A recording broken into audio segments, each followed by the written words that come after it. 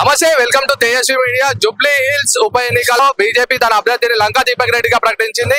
గతంలో చూసుకుంటే 2023లో సాధారణ ఎన్నికల్లో కూడా ఆయన బీజేపీ తరఫు నుంచి జూబ్లీ హిల్స్ నియోజకవర్గంలో పోటీ చేయడం జరిగింది. ఇప్పటికే ఆయన హైదరాబాద్ డిస్ట్రిక్ట్ అధ్యక్షులుగా ఆల్రెడీ బీజేపీలో పోస్ట్ లో ఉన్నారు. ఇప్పుడు మనం దీపక్ రెడ్డి వాళ్ళ ఆఫీస్ దగ్గర ఉన్నాం. ఇక్కడ పెద్ద ఎత్తున కోలాహలం అనేది నెలకొలం జరుగుతుంది. ఇక్కడ పార్టీ శ్రేణులు పెద్ద ఎత్తునలో టపాసులు కాల్చుకుంటూ సంబరాలు చేసుకుంటున్నారు. నమస్తే, వెల్కమ్ టు తేజస్వి. ఎట్టకేలకు జూబ్లీ హిల్స్ నియోజకవర్గం నుంచి బీజేపీ అభ్యర్థి లంకా దీపక్ రెడ్డి గారిని అయితే ప్రకటించడం జరిగింది. మనతో పాటు ప్రతిభ గౌడ్ గారు ఉన్నారు, బీజేపీ నాయకురాలు. ఒకసారి మాట్లాడి తెలుసుకుందాం. ఆయన చాలా కష్టపడ్డారు, గ్రౌండ్ లెవెల్ చాలా కష్టపడ్డారు. ఏవైతే మన సమస్యలు ఉన్నాయి కాన్స్టిట్యూన్సీలో, స్లమ్ ఏరియాస్ చాలా ఉన్నాయి. మనకి డ్రైనేజ్ సమస్యలు అవనియండి, ఇంద్రమ్మ ఇల్లుల గురించి అవనియండి, వీటి గురించి ఆయన చాలా వరకు పాపం తిరిగారు. సో ఆయన కష్టపడారు కాబట్టి ఆయనకి టికెట్ ఇవ్వడం అనేది మా అందరికి చాలా ఆనందకరంగా ఉంది. చూసుకోవచ్చు మేడం, ఆయన జూబ్లీ హిల్స్ ఎమ్మెల్యే కాలనీలో పెద్దమ్మ గుడి అనేది కూల్చడం జరిగింది. ఫస్ట్ నుంచి ఆయన చాలా కష్టపడ్డారు దాని గురించి. అంటే జూబ్లీ హిల్స్ ప్రజలకు ఎలాంటి హామీలు ఇవ్వబోతున్నారు మీరు?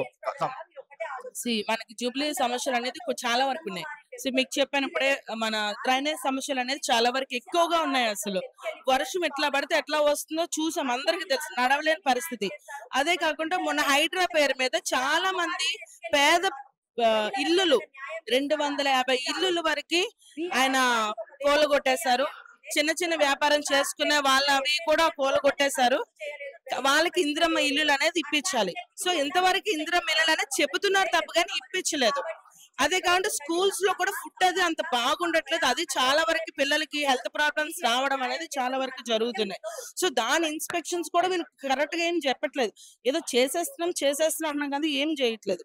అదే కాకుండా ఫీజు రియంబర్స్మెంట్ అనేది చాలా ఇంపార్టెంట్ థింగ్. అసలు ఈ రోజున ప్రతి కాన్స్టిట్యున్సీ అండి ఫీజు రియంబర్స్మెంట్ చేయకపోవడం వల్ల అంటే ఆల్మోస్ట్ 8,000 crore గవర్నమెంట్ దగ్గర పెట్టుకుంది ఫీజు రియంబర్స్ చేయకుండా. సో అది దసరాకి 600 crore రిలీజ్ చేస్తా అని చెప్పారు, కానీ చేయలేదు. ఇప్పుడు ఏమన్నారని దీపావళికి 300 crore రిలీజ్ చేస్తామంటున్నారు, బట్ అది చేస్తారో లేదో తెలియదు. సో ఇప్పుడు ఏంటంటే ఆల్రెడీ మనకి నిరుద్యోగ సమస్యలు చాలానే ఉన్నాయి. అసలు ఉన్నవి చాలదన్నట్టు ఆల్రెడీ మనకి గ్రూప్స్ ఈ సమస్యలు కూడా చాలా ఉన్నాయి. విద్యార్థులకి కోర్టులో కేసులని అవన్నీ బాగా నడుస్తున్నాయి. సో ఈ టైంలో వాళ్ళు ఇంటర్వ్యూస్ కి అటెండ్ అయినా కూడా second level verification they need to submit their certificate. ఎలా సబ్మిట్ చేస్తారు సర్టిఫికేట్? అసలు ఇక్కడ ఫీజు ఇప్పుడు రియంబర్స్ చేస్తేనే కదా కాలేజ్ వాళ్ళు సర్టిఫికేట్ రిలీజ్ చేస్తారు అసలు. సో అక్కడ కూడా మన వాళ్ళు ఫెయిల్ అవుతున్నారు. సో మెరిట్ స్టూడెంట్ కూడా ఈ రోజున రీసెంట్ గా నేను హర్డ్ దట్ ఒక ఇంటర్వ్యూకి అటెండ్ అయిన తను మెరిట్ స్టూడెంట్, తనకి జాబ్ వచ్చే అవకాశం ఉంది, కానీ because of they unable to produce a certificate, దానివల్ల ఆమెకి జాబ్ రాలేదు. అంటే అసలు government is failure or success అనేది మనకు తెలుస్తుంది క్లియర్ గా. సో ఖచ్చితంగా మా ఈ కాన్స్టిట్యున్సీలో దీపక్ రెడ్డి గారు గెలుస్తారా విశ్వాసం మాకుంది. గెలిచిన తర్వాత మేము చేసే అజెండా ఇవి డ్రైనేజ్ సమస్యలు అవనియండి, ఇల్లు ఇప్పించడం అవనియండి, వాళ్ళకి స్కూల్స్ లో వాళ్ళ ఫుడ్ విషయం అవనియండి, whatever the fees reimbursement, ఈ ప్రాబ్లమ్స్ ఉన్నాయి చూసారు, ఇవన్నీ కూడా మేము ఖచ్చితంగా ఫైట్ చేసి ఇక్కడ లోకల్ ప్రజలందరికి కూడా మేము సపోర్ట్ చేస్తాం 100%. అంటే చూసుకోవచ్చు మేడం, ఇప్పుడు సర్వే రిపోర్ట్ లో ఓన్లీ కాంగ్రెస్ బీఆర్ఎస్ మాత్రమే ఉంది. ఇప్పటి వరకు బీజేపీ లేనందువల్ల బీజేపీ అభివృద్ధి పెట్టలేదు. ఇప్పుడున్న సర్వే ప్రకారం కాంగ్రెస్ గెలుస్తుందన్న సర్వే రిపోర్ట్లు అనేది మీడియాకి రావడం జరిగింది. దానిపైన మీరు ఎలా స్పందిస్తారు? కాంగ్రెస్ ఏ విధంగా గెలుస్తుందని మనం అనుకుంటాం. అసలు అంటే నేను అనేది అంటే ఇన్ని సమస్యలు మనకు కనిపిస్తున్నప్పుడు ఇప్పుడు 250 ఇల్లులు బతుకమ్మ పండుగ రోజున కూలగొట్టారు.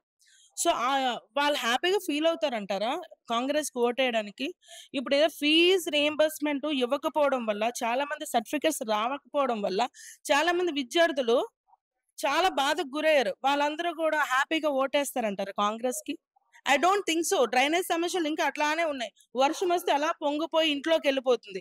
సో ఇవన్నీ చూసి కూడా కాంగ్రెస్ కి ఓటేస్తారని నేనైతే అనుకోవట్లేదు. 100% చూసుకోవచ్చు మేడం, ప్రజలు ఏం చెప్తున్నారు అంటే బీజేపీ ఆఫీస్కి వెళ్ళాలంటే నాంపల్లికి వెళ్ళాలి, మా ప్రజా దర్బార్ అనేది ఇక్కడ జూబ్లీ హిల్స్ యూసుఫ్గూడలోనే ఉంది, మా ప్రజలు మొత్తం ఇక్కడికి వచ్చి ప్రజా దర్బార్ లో మేము నవీన్ యాదవ్ చెప్పుకుంటామని కూడా చెప్తున్నారు.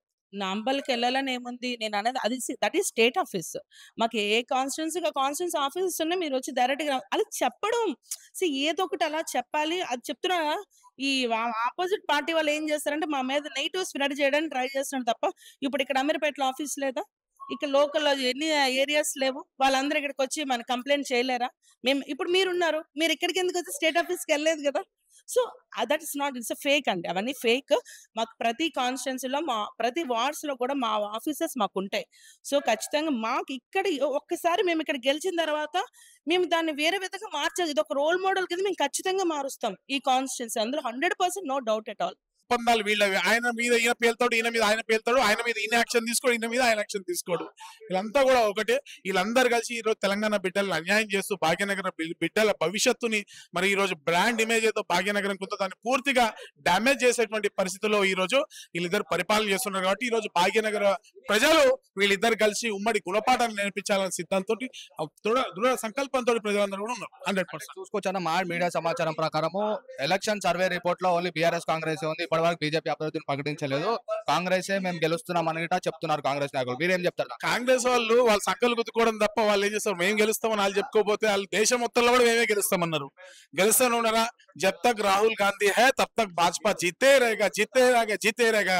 ఈ రోజు మీరు ఒక చిన్న ఎగ్జాంపుల్ చెప్తా. కొలంబో పోయినట్టున్నాడు. పోయి ఏం మాట్లాడి మీరు చూసారా? కామెడీ. స్కూల్ పిల్లలు కూడా నవ్వి నవ్వి చచ్చిపోతారు. कार का वजन 320 kgs, बाइक का वजन 120 kgs, कार में एक जना बैठते, बाइक में 2 जने बैठते. What nonsense you are talking, damn it.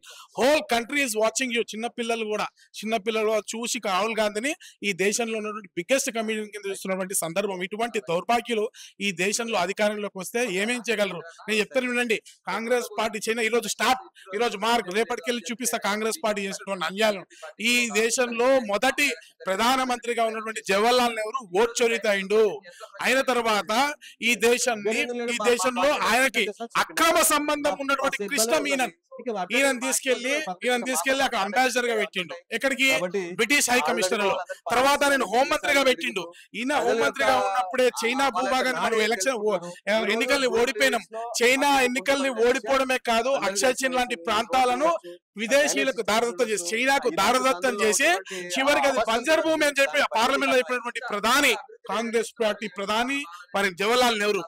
Vote దొంగ కాదు, భూమి దొంగ. భారతదేశ భూభాగాన్ని చైనీయులకు అప్పగించి ఇది బంజర్ భూమి దౌర్భాగ్యం కాంగ్రెస్ పార్టీ. అటువంటి కాంగ్రెస్ పార్టీ ఈ రోజు అధికారంలోకి వస్తే ఈ దేశాన్ని ముక్కల కింద అమ్మేస్తుంది. తస్మాత్ భాగ్యనగర్ బిడ్డలారా, కాంగ్రెస్ ని హటావో, దేశ్ కు బచావో. ఈ రోజు కాంగ్రెస్ పార్టీ దరిద్రం పోయింది కాబట్టి ఈ రోజు భాగ్యనగర్ అనేది అభివృద్ధి చెందింది. ఈ రోజు భారతదేశం అభివృద్ధి చెందింది. భారతదేశం విశ్వంలోనే నెంబర్ 1 రేంజ్ లో ఎదుగుతూ ఈ రోజు ఈ ప్రపంచ వ్యాప్తంగా ఏ సందులో ఏ దేశంలో ఎక్కడ భారతీయులైనా గౌరవంగా చూసేటువంటి పరిస్థితి ఈ రోజు నరేంద్ర మోడీ గారి నాయకత్వంలో లభించింది. కానీ ఇదే కాంగ్రెస్ పార్టీ ఏం చేసిందంటే ఈ దేశాన్ని ముక్కలు చెక్కలుగా అమ్మేసినటువంటి పరిస్థితి. ఈ రోజు 7 సిస్టర్ అమ్మేసినటువంటి పరిస్థితి. ఈ దేశంలో విదేశీయులతో చైనా ఫండింగ్ తో చేతులు కలిపి ఈ రోజు భారతదేశంలో రోజు ఉద్యమం. ఈ రోజు ఏమంటారు? రైతుల ఉద్యమం కాసేపు మాట్లాడతారు, కాసేపు మణిపూర్ అని ఉద్యమం మాట్లాడతారు, కాసేపు నార్త్ ఇండియా సౌత్ ఇండియా అని మాట్లాడతారు, కాసేపు లడక్ లో ఆర్టికల్ 370 తీసేయాలని మనం ఉద్యమం చేశారు. ఆర్టికల్ 370 మళ్ళీ మాకు తీసేయాలని, మళ్ళీ ఇవ్వాలని చెప్పి ఏదైతే ఆర్టికల్ 370 తీసేశారో దాన్ని మళ్ళీ లడక్ ప్రాంతంలో ఇవ్వాలని చెప్పి మళ్ళీ చైనా ప్రోద్బలంతో చేసినటువంటి ఉద్యమం అది. దాంట్లో చాలా క్లియర్ గా ఉంది ఏదైతే భారత భూభాగం చేస్తున్నటువంటి డిఫెన్స్ కన్స్ట్రక్షన్స్ ఉన్నాయో దాన్ని అడ్డుకోవడం కోసమే విదేశీయుల తొత్తులుగా మారినటువంటి అక్కడ ఉన్నటువంటి ఉద్యమకారులు దొంగలకు కాంగ్రెస్ పార్టీ కలిసి చేసినటువంటి ఉద్యమము. ఇట్లా ఈ విధంగా ఈ రోజు దేశంలో ఏ ఉద్యమం జరిగినా దాని వెనుక కాంగ్రెస్ పార్టీ విదేశీ శక్తులు కలిసి నడిపిస్తున్న పరిస్థితిలో ఇటువంటి కాంగ్రెస్ పార్టీ తమ్మి కొట్టాలా, దేశ సమగ్రత కాపాడాలా, దేశ సార్వభౌమత్వం కాపాడాలా, ఈ దేశాన్ని మరింత ముందుకు నడిపించాలని దేశ ప్రజలందరూ కూడా దృఢ సంకల్పంతో ఉన్నారు. కాంగ్రెస్ పార్టీ నామ రూపాలు లేకుండా వెళ్ళిపోతుంది 100%.